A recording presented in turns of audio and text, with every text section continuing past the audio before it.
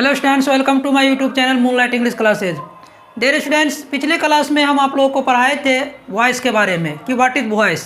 आज वॉइस के सम special fact होता है जिसको वॉइस चैप्टर स्टार्ट करने से पहले, वॉइस बनाने से पहले, है ना, इस चीज़ को समझना बहुत ज़रूरी होता है कि जब तक इस चीज़ को समझेंगे नहीं तब तक हमको वॉइस बनाने में क्या होता है कि काफ़ी तरह, है ना, दिक्कत का सामना करना पड़ता है। राइट, चलिए यहाँ देखते हैं कि some special fact about voice. आज पढ़ते हैं स्पेशल फैक्ट वॉइस के बारे में।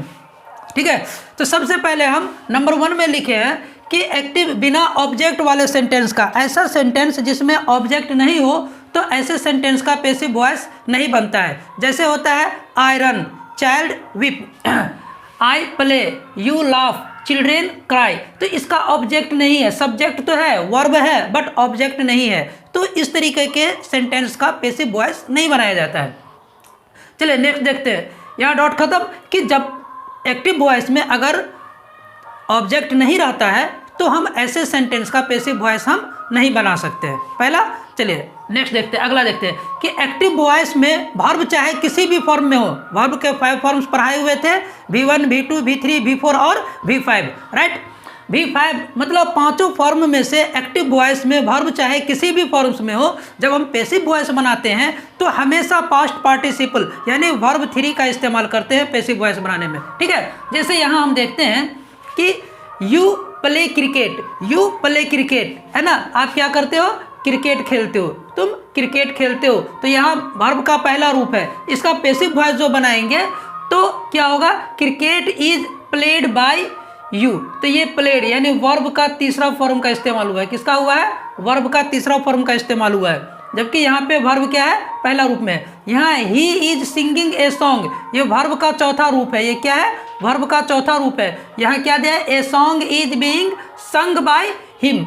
यानी यहाँ देखते हैं कि V1 है, V4 है, V3 है, लेकिन यहाँ जब पैसिव वॉइस हम बनाते हैं तो हमेशा पास्ट पार्टिसिपल का इस्तेमाल करते हैं।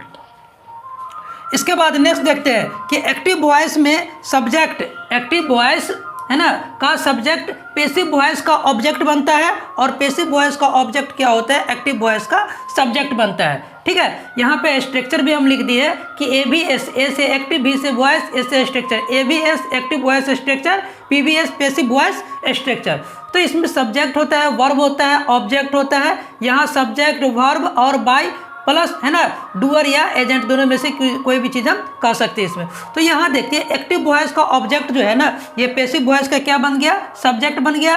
एक्टिव वॉइस का सब्जेक्ट पैसिव वॉइस का ऑब्जेक्ट बन गया और यहाँ वर्ब अपने ही रूप में रहा। लेकिन पैसिव वॉइस में एक चीज़ और ध्यान रखने की बात है कि पैसिव वॉइस में वर्ब 3 के बाद क्या होता है कि बाय लगाना ही पड़ता है। विदाउट बाय का पैसिव वॉइस बनता ही नहीं है। राइट, जिस तरीके से कि पैसिव वॉइस में हमेशा पास्ट पार्टिसिपल का इस्तेमाल होता है, सिमिलरली पैसिव वॉइस में क्या होता है, बाय का इस्तेमाल होता है। ठीक, चलिए जैसे इसका हम जरा दिखा देते हैं आपको कि एक्टिव वॉइस यहाँ देखें, जैसे you play cricket, you play cricket ये एक्टिव वॉइस में है, इसका पैसिव वॉइस यहाँ बना है। तो क्रिकेट यहाँ क्या है, सब्जेक्ट है, ऑब्जेक्ट है एक्टिव वॉइस का। तो पैसिव वॉइस का क्या बन गया, ये सब्जेक्ट बन गया। पैसिव वॉइस का क्या बन गया, सब्जेक्ट बन गया, सब्जेक्ट बन गया। क्या बन गया, सब्जेक्ट बन गया। इसके बाद यहाँ देखते हैं कि you play cricket simple present tense में, जब हम टेंस पढ़ाएंगे ना, वॉइस इन टेंस पढ़ाएंगे, तो वहाँ पे आप लोगों को पूरा क्लियर कर देंगे कि जब सेंटेंस जो होता है वो प्रेजेंट टेंस में रहता है तो उसका पैसिव कैसे बनाएंगे, कंटिन्यूअस में रहता है तो कैसे बनाएंगे, परफेक्ट में रहता है तो कैसे बनाएंगे, वहाँ पे हम पढ़ाएंगे आप लोगों को। यहाँ क्या है कि सिंपल प्रेजेंट टेंस का स्ट्रक्चर, इसलिए यहाँ पे इज का इस्तेमाल हुआ है।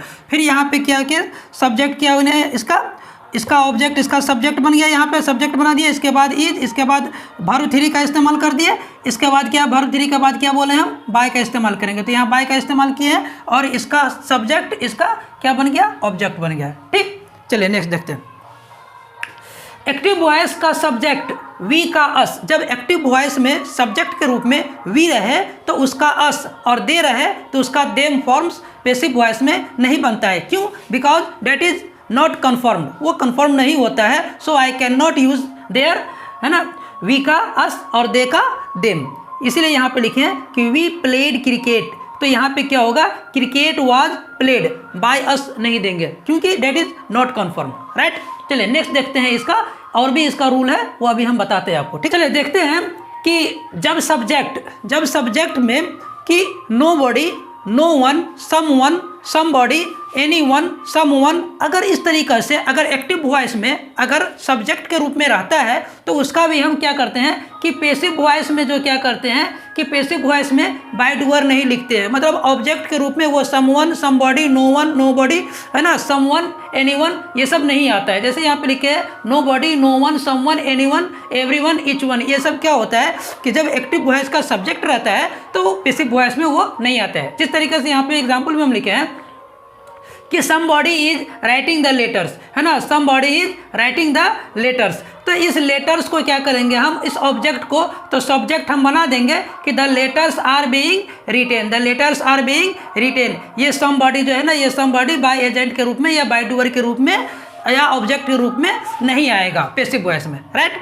चलिए नेक्स्ट देखते हैं कि जब सब्जेक्ट डिटरमाइंड हो या अंडरस्टूड हो, डिटरमाइंड हो या अंडरस्टूड हो जब सब्जेक्ट या जो सेंटेंस, तो उसमें हम पेसिव वॉइस में क्या करते हैं कि बाय डूअर नहीं आते, उसमें भी बाय डूअर नहीं आता है। तो जब सब्जेक्ट डिटरमाइंड या अंडरस्टूड हो तो अभी हम पेसिव वॉइस में बाय डूअर का यूज़ नहीं करते हैं। जैसे the teacher teaches to the students, ये हर कोई जानता है कि टीचर क्या है, बच्चों को पढ़ाते हैं तो बच्चों को टीचर ही पढ़ाते हैं, राइट। तो इस तरीके में हम क्या करते हैं कि इस तरीके के सेंटेंस में क्या करते हैं कि ये द टीचर जो है ना, ये ऑब्जेक्ट के रूप में यहाँ पे नहीं आएगा, ऑब्जेक्ट के रूप में यहाँ पे नहीं आएगा, तो द टीचर ये ऑब्जेक्ट सब्जेक्ट बन जाएगा, द टीचर हो जाएगा are taught, the students are taught हो जाएगा, राइट। तो इस तरीके से देखें आज के क्लास में हम कि एक्टिव वॉइस से पेसिव वॉइस बनाने में क्या क्या दिक्कत का सामना हो सकता है, तो उन सभी दिक्कतों का मैंने यहाँ पे सॉल्व कर दिए हैं स्पेशल फैक्ट के रूप में, ठीक है। नेक्स्ट क्लास में हम क्या करेंगे, वॉइस इन टेंस, माने टेंस का जब स्ट्रक्चर होगा, टेंस का जब सेंटेंस आएगा तो उसको कैसे हम चेंज कर सकते हैं पेसिव वॉइस में, है ना, how to change into passive voice, right. चलिए नेक्स्ट क्लास में हम इससे आगे हम